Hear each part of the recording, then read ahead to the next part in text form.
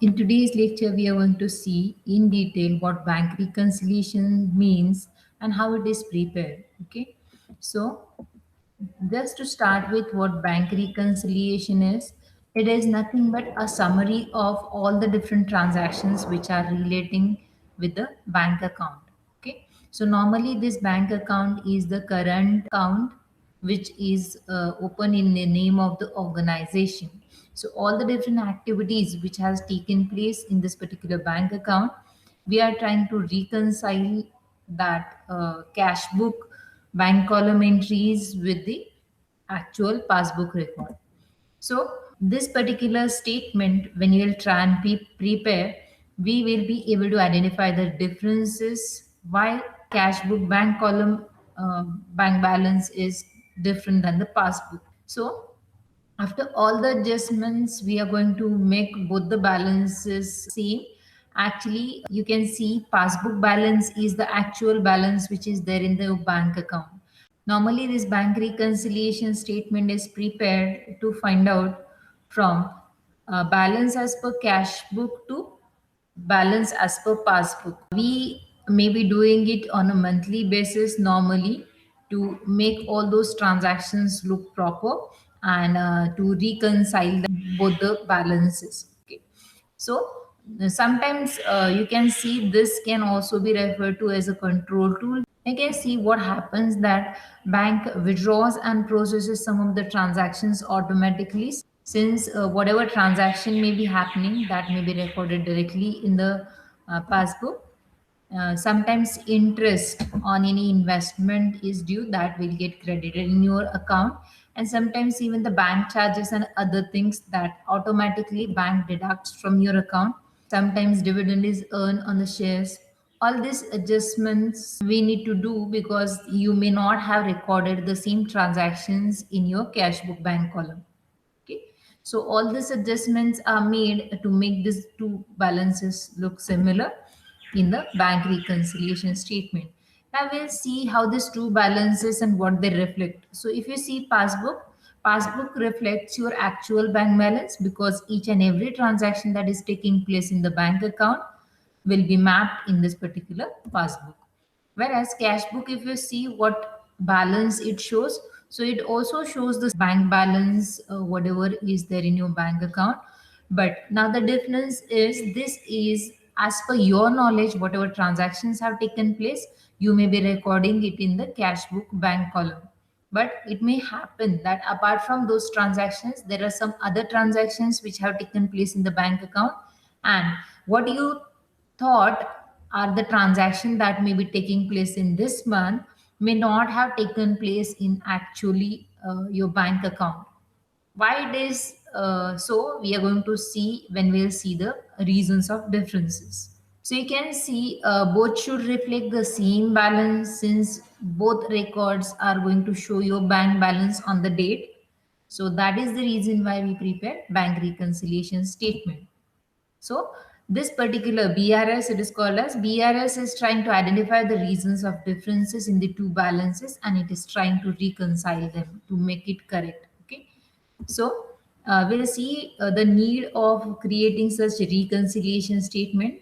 Number one, that you can identify some of the errors or mistakes that may have taken place while recording the transactions. Second thing, that as we said, that there are some differences, and there may be some reasons why these differences are there. So this bank reconciliation statement is going to help you identify those differences and further to correct them. Okay, so you can also find out the reasons of delay. We are trying to find out the time lag, time gap between check issued and actually check payment done from the bank account. And it may also be check deposited into the bank account, but check amount credited in your account, it may take time. Okay, that's the reason why there may be some time gaps that needs to be justified with the statement. Okay, this also tries to control the fraudulent activities, since both the records are cross checked. Okay, so you can identify there is no transaction which is impacting one record and not impacting the other. Normally monthly basis you may reconcile these records, and for that reason you can say you are going to refer to the passbook from time to time, and you're going to make those records up to date in your book accounts as well. The reasons of differences, if you see, number one is the time gap. Now this time gap is relating to the check transactions. Now we already know that in your bank records all the check related transactions are going to impact. Now you can see, now if I'm issuing check to someone, it may happen that person is depositing that check into the bank account after some days. Okay, and that's the reason why it may happen that I'm showing payment in my book records today itself, but actually that payment may be done from the bank account on a later date. Same way it may happen that I'm depositing some of the checks I received today in the bank account, and I'm increasing the bank balance in my records, okay, which I'm maintaining at the organizational level. Now, it may happen that it took some days to process those checks and to credit that amounts in the bank account. Or sometimes even it may happen that some of the checks may get dishonored. Now, there are a lot many reasons relating to the check transaction. One of the reason is the time gap in issuing the check and presenting the check for payment, or depositing the check into the bank account and then getting that amount credited into your bank account.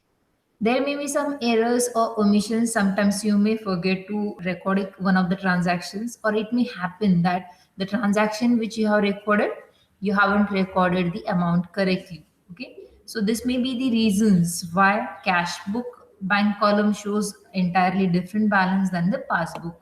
One more reason is that there are a lot many transactions that take place in your bank account. Bank credit the interest in your bank account if you have any investment. Sometimes it may happen that you may have earned some dividend, and since you have provided the bank account, automatically that dividend got credited in your bank account. There may be some other reason that like customer has directly deposited some amount of money in your bank account, so your bank balance has increased, but since you do not know about this transaction that has taken place into the bank account, you haven't recorded in the cash book. So this may be the reasons why the cash book balance and the passbook balance may be different. Okay, now one thing that you need to note is in cash book bank balance, when you are referring, debit balance is the normal balance, whereas credit balance shows the overdraft. But as far as bank passbook is concerned, credit balance is the normal balance and debit balance will be reflecting overdraft. That is the difference that which you have to take into account while creating this bank reconciliation statement. Now we'll try and identify, or we'll try and see the format which will be used for recording these transactions. Now this is the format of bank reconciliation statement. Now if you identify it clearly, you will come to know that there are some transactions which we will have to record, and you can check out some of the transactions that will be added in the cash book balance to find out passbook balance, and some of the transactions that, or some of the amounts that needs to be subtracted or deducted from the balance to get the balance as per passbook. Now here we are starting with the bank balance as per cash book. So this is the cash book balance as per the records of yours, whereas the transactions, okay, which are impacting your passbook, and same transaction needs to be also recorded in the cash book. And some transactions which are recorded in the cash book which are not there in the passbook, you need to remove them. So you have to give reverse effect of those transactions to nullify the effect, and then you can take into consideration the transactions which are taking place in your bank account. So this is how some of the balances you need to add, and some of the balances you need to subtract from the given balance to arrive at balance as per passbook. So we are going to see this format with some of the sums. We'll just have a specimen of how the cash book and passbook balances are shown. Now this is one and the same example. Now this is your cash book which you are maintaining, and only bank column details are given. Cash column is not there. And you can see this is the bank passbook which shows the same transactions which are taking place in your bank account. Okay, now if you see, this is the receipt side of cash book and payment side of cash book, whereas when you are referring to the passbook, this is the payment.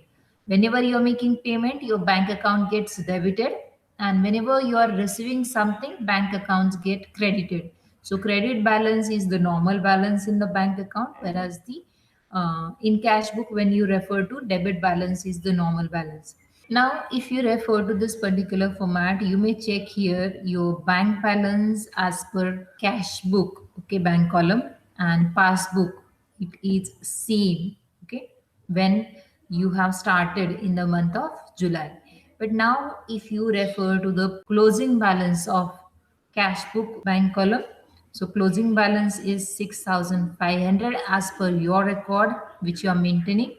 Whereas if you refer to the passbook closing balance, you can see 8,900 is the closing balance. Now you can see there's a difference in this and this balance. This is not one and the same. Okay. And that's the reason why what you have to do, you have to identify the reasons of differences. Okay. Now we'll compare and find out the differences. You can check out this debit side. We have to compare with the credit side or receipt side of cash book. We have to compare with receipt side of passbook. So we'll check out this cash account 2000. This amount is also there here. Okay. Radhika's account on date 6. You can check out this your cash book debited to Radhika's account 4,000. Here also you can see that transaction 3,000, again 3,000 transaction you can see here. Now this is the transaction. Okay, this is the transaction which is not there in the passbook, and this is the transactions which is only in the passbook, it is not there in the cash book. Okay, now these two transactions you have to take into account as far as receipts are concerned. Now we'll compare payments of the cash book bank column with the payments of the passbook. So you can check Dinesh account 3,000, 3,000. See here it is 1,000 cash. Here also you can find that. Then Gopal's account 1,500 on 22 date. So actually the transaction has taken place at a later date, but still transaction has happened. Okay, so you may just ignore this. Now bank charges, this bank charges you can see only in the passbook. It is not there in the cash book payment side. Okay. So this is again one transaction which is different. Next is compare this Sagas account. You don't find it here. Okay. Again, this transaction is different. Okay, that's the reason why the balances are different. You can see this is one transaction which is different, which is already in the cash book, but it is not in the passbook. So you can see this may be check issued to Sagar, but now he may not have presented that check in the bank. So payment is not done yet. That's the reason why ये balance अभी भी आपके पास है, payment हुआ ही नहीं इसी का. Next thing you can see here in the cash book as a receipt we have shown this account. So you can see in the cash book bank column you haven't received this amount in your account yet. So we are supposed to reduce this balance which you have increased here. Okay. So we have to reduce this because this receipt has not taken place in the passbook. We have to add this back since this particular payment has not been done from the bank yet. Okay, so actually you showed this payment, we are adding it back, and you showed this as a receipt, but we are deducting it to get the original balance. And now you can see there are two transactions which have taken place in the bank account. One, that is bank charges, which deducts the balance or reduces the bank balance, and one transaction which increases the balance. So if you will be adding this and you will be deducting or subtracting this, you are going to get balance as per passbook. Let us check. So if you will start from the closing balance of cash book, that is 6,500, and you will add this one and this one. Okay, so 3,500 and this 500. So 4,000 you add in this, that will become 10,500. 10,500 may say this two balances 1 and 2 you have to subtract. So 10,500, this and this together, 10,500 less 1,600, this plus this 1,600. You will get 8,900, which is nothing but balance as per passbook. I can see what we have to do is we have to reverse the effect of this transaction since we are going from cash book to the passbook. So because of this your balance has reduced, but we are adding it back.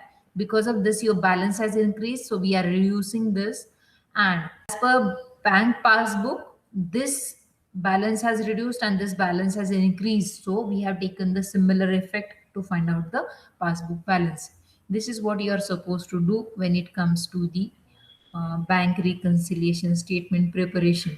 So let's start with bank balance as per cash book. Then we'll add this and this two amounts. Then we'll subtract this and this two amounts to get the balance as per passbook. Hope you understood this, sum.